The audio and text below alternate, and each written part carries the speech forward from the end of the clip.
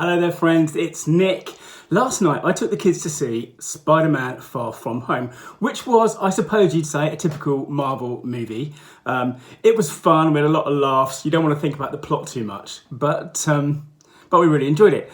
But the thing that's interesting is that at the middle of the movie, at the midpoint, as there often are in well-constructed stories, there was a turn. And I won't tell you what it is, I won't give it away.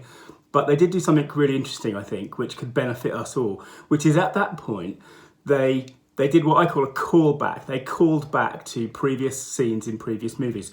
Not the Spider-Man ones, but other movies in the franchise, the overall Marvel universe. And what that did was it took the resonance of that particular moment in the middle of the story and it really turned it up to sort of 11. And that's the kind of thing that we can all use in our stories. And it's the kind of thing you see in lots of different places.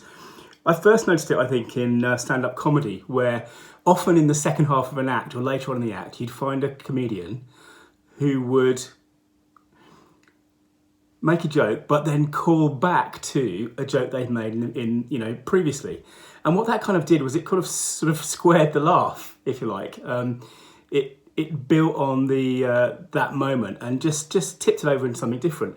You could also see it in something like The West Wing. Aaron Sorkin's great at doing it. He will often set something up very early on in the first act of the show and then not pay it off until later. And it's that sort of connection. You know, human beings are connecting machines. We look for connections and for inferences and resonances and all that kind of thing.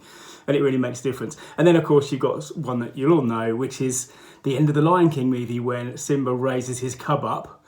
It is, of course, calling back to the very first scene of the movie.